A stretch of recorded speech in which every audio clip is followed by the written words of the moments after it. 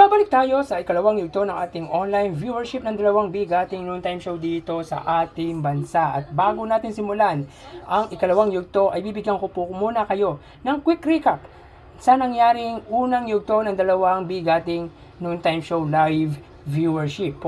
Para po sa Itbulaga, sila ay nakakuha ng total na 124,000 viewers, samantalang ang It's Showtime ay nakakuha ng 242,000 live viewers. So both Facebook Live at YouTube Live po ng dalawang bigating noontime show. Samantala mga kaparokya, hindi pa po sure kung si Willie Revilla ay mapupunta na sa kapatid network na TV5.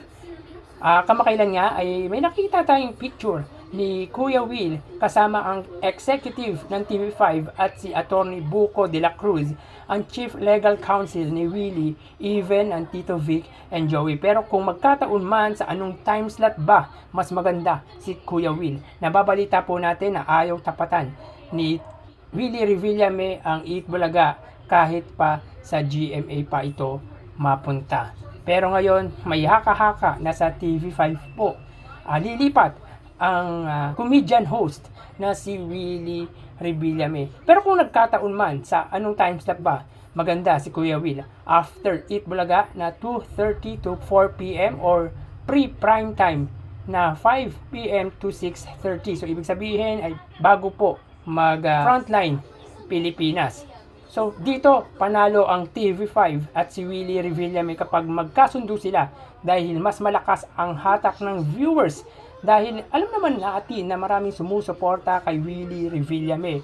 Sabi nga ng marami ay after Itbulaga daw dahil para mas mapalakas pa ang TV network na pagmamayari ni MVP or Manny V Pangilinan. Sabi nga ng iba, may Tito Vic and Joey ka na at legit Dabarkads at may Willie Revillame ka pa. Maganda lang ang magiging support ng show ni Willie Revillame kapag kasunod nito ang Itbulaga. So dahil for sure, most of the TVJ supporters ay susuportahan ang show ni Kuya Will. It's either Wawa V or Wawa Win.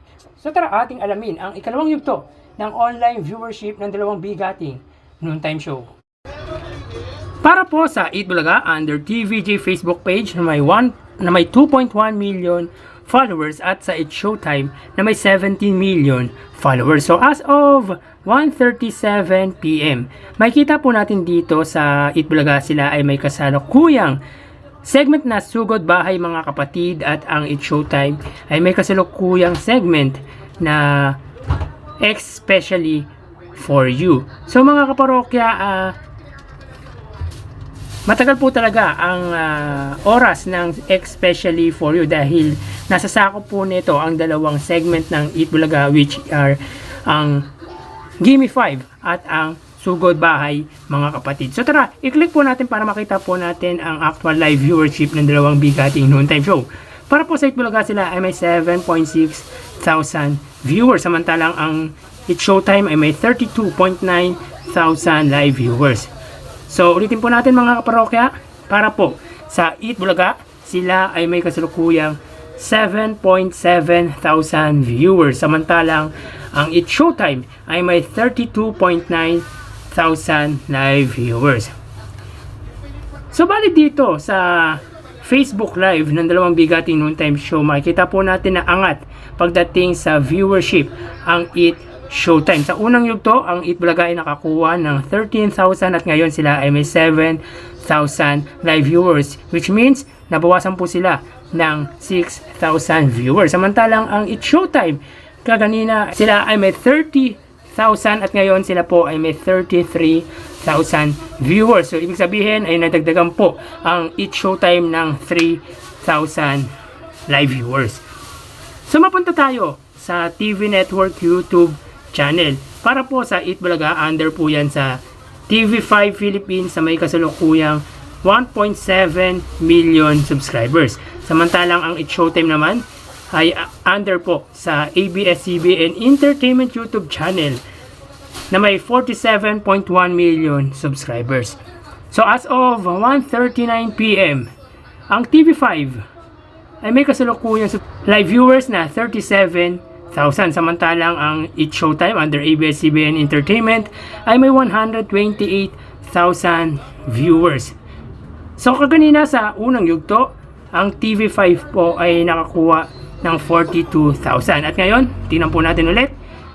Sila ay may 37 or 38,000 viewers. Meaning to say ay nabawasan po ng 4,000 viewers ang TV5. Samantalang ang Eat Showtime or under ABS-CBN Entertainment sa unang yugto ay may 119,000 at ngayon sila ay may 128,000 viewers or 129,000 viewers. So ibig sabihin ay nadagdagan po ang Eat Showtime ng 10,000 viewers pagdating sa ikalawang yugto. So mapunta naman po tayo sa main YouTube channel ng dalawang bigating noontime show para po sa Eat Bulaga under Eat Bulaga TVJ YouTube channel na may kasalukuyang 879,000 subscribers. Ang Eat Showtime naman, under po yan sa ABS-CBN Entertainment na may 2.05 million subscribers. So as of 1:40 PM, ang Eat Bulaga sila ay may 55,000 viewers. Ang Eat Showtime naman ay may 104,000 live viewers. So ulitin po natin mga kaparokya, ang Eat Bulaga sila ay may 55,000 live viewers. Samantalang ang Eat Showtime ay may 104,000 live viewers. So dito may kita po natin sa main YouTube channel ng dalawang bigating noontime show ay angat na angat po ang Eat Showtime. So ang Eat Bulaga po sa unang yugto ay may 69,000 at ngayon ay may 55. Nabawasan po ang Eat Bulaga ng 14,000 viewers. Samantalang Eat Showtime kaganina ay sa unang yugto sila ay may 91,000 at ngayon sila ay may 104,000 kung kaya't sila ay nadagdagan ng 13,000 live viewers.